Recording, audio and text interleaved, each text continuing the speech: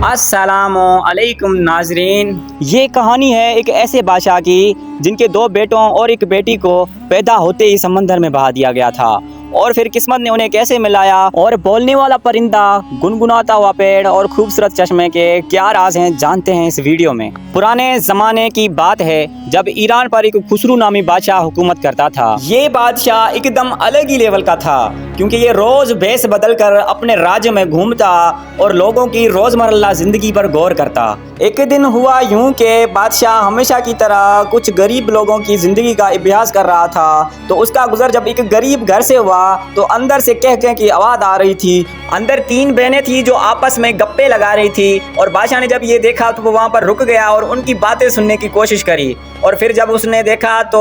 بڑی بہن نے کہا کہ کاش میں بادشاہ کے نان بھائی سے شادی کرتی تو میں بھی اچھے کھانے کھاتی۔ اور پھر دوسری بہن نے کہا کہ کاش میں بادشاہ کے باورچی کی بیوی ہوتی تو میں بھی لذیذ اور سوادشٹ کھانے کھاتی۔ اور پھر جب سب سے چھوٹی بہن کی باری آئی تو اس نے کہا کہ جب تم خیالوں کے پلاؤ پکا رہی ہو تو میری بات بھی سنو کہ کاش میں بادشاہ کی بیوی ہوتی اور میں ملکہ بن کے راج کرتی۔ یہ ساری باتیں بادشاہ نے چپکے سے سن لی تھی، اور جب صبح ہوئی تو بادشاہ نے تینوں بہنوں کو اپنے دربار میں بلایا، لیکن لڑکیاں جب دربار میں آئی تو وہ ڈر بہت رہی تھی۔ بادشاہ نے کہا کہ ڈرو نہیں، میں نے کل والی تمہاری ساری بات سن لی تھی، اور کل تم نے جو بھی کہا تھا وہ مجھے بتاؤ۔ تو لڑکیوں نے آخر سچ بول ہی دیا، اور پھر بادشاہ نے ان کی شادی ان کے مطابق ہی کرا دی، جیسے کہ بڑی بہن کی شادی نان بھائی سے اور چھوٹی بہن کی شادی باورچی سے، اور جو سب سے چھوٹی بہن تھی اس سے خود شادی کر لی، یعنی دھوم دھام سے بہت ہی اچھی طریقے سے اس نے اس سے شادی کر دی، اور ان کی زندگی اچھی خاصی گزر رہی تھی۔ لیکن وقت گزرتا گیا اور پھر ہوا یوں کہ وہ جو بڑی بہنیں تھیں ان کے پھیپھڑوں میں حسد کی آگ بس چکی تھی۔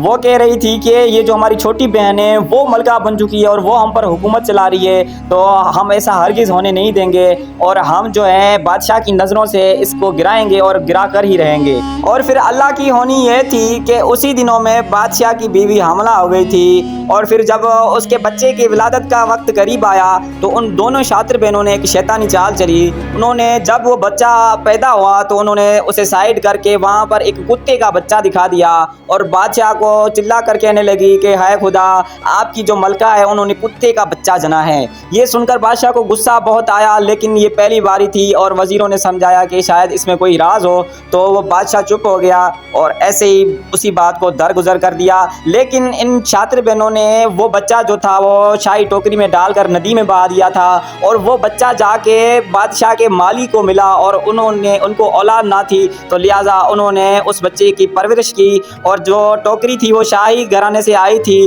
تو انہوں نے ٹوکری کا کسی سے نہ ذکر کیا۔ پھر اس طرح وہ بچہ جب 2 سال کا ہوا تو بادشاہ کی بیوی کو پھر سے بچہ ہوا، اور اس باری بھی انہوں نے اس شاطر بہنوں کو بلایا ہوا تھا، تو ان شاطر بہنوں نے اس دفعہ بھی شیطانی آئیڈیا لے کر آئی تھی، اور ایک بلی کا بچہ وہاں پر لگا کر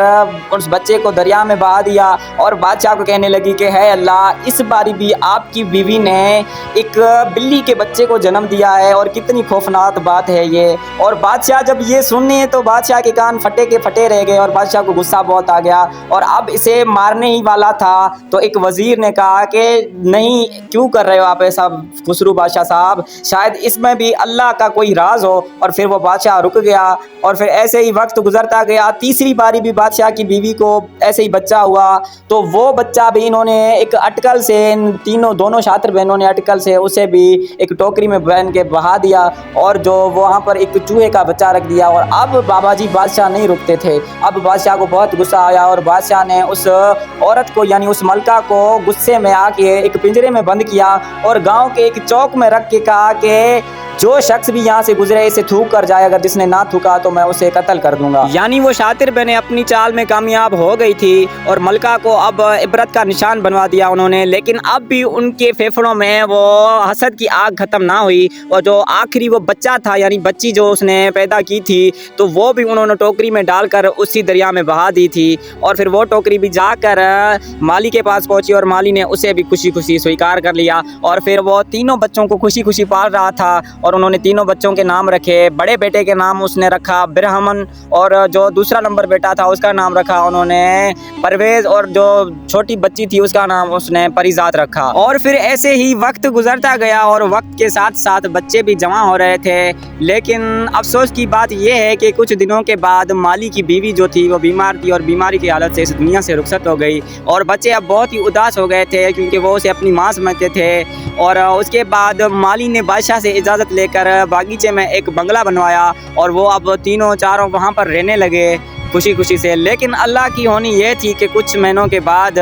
وہ مالی بھی اس دنیا سے رخصت ہو گیا, اور اب وہ تینوں جو بچے تھے وہ تنہا ہو گئے تھے, اور اب وہ خود سے جینا سیکھ گئے تھے, اور اب وہ ماشاءاللہ سے بڑے بھی ہو گئے تھے. تو جو دو بڑے بھائی تھے وہ روز شکار کرنے جاتے, اور جو بیٹی تھی یعنی پریزاد وہ گھر بیٹھ کے پھولوں اور باغیچے کا خیال رکھتی. اور اللہ کی ہونی یہ تھی کہ اب ان تینوں بچوں کا پتہ ان حسد بری بہنوں کو چل گیا تھا, اور انہوں نے سوچا کہ اگر یہ بچے زندہ ہوں گے تو شاید ہمارا راز کبھی نہ کبھی کھل سکتا ہے. تو اسی لیے انہوں نے ایک شیطانی چال چلی اور ایک بڑھیا عورت کو بلا کر اسے پیسے دے کر ان بچوں کی طرف بھیجا اور اپنا راستہ صاف کروانے کی کوشش کری. تو وہ بوڑھی عورت جب پریزاد کے گھر گئی تو وہاں پر وہ وضو کر کے نماز پڑھنے لگی. تو پریزاد جو تھی وہ سادی طبیعت کی مالک تھی, اس نے سوچا کہ یہ بڑی عمر کی ہے تو اسے اپنی دادی بنا لیا, اور خوشی خوشی سے وہ مل گئے. اور پھر وہ پریزاد جو تھی وہ بچی اسے لے کر اپنا باغیچہ گھمانے لگی, اور پھر وہ بوڑھی عورت اسے ایک مشورہ دینے لگی اور صلاح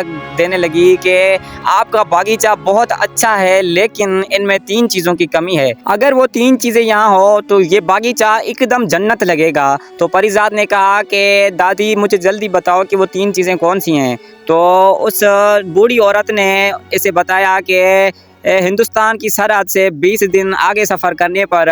اسے ایک بوڑھا شخص وہاں پر بیٹھا نظر آئے گا اور وہی اس کا پتہ بتائے گا. اور جب وہ دونوں بھائی شکار سے لوٹے تو یہ بہن ضد کرنے لگی اور کہنے لگی کہ مجھے یہ 3 چیزیں چاہیے اور یہ فلاں جگہ پر ملیں گی. بھائیوں نے سمجھایا کہ یہ چیزیں نہیں مل سکتی, یہ جھوٹ ہے, لیکن اس نے ضد کر دی کہ مجھے یہ حاصل کرنی ہے. تو بڑے بھائی برہم نے کہا کہ میری پیاری بہن تم میری اکلوتی بہن ہو تو تم گھبراؤ نہیں, میں آپ کے لیے ہندوستان کی اس پار جاؤں گا اور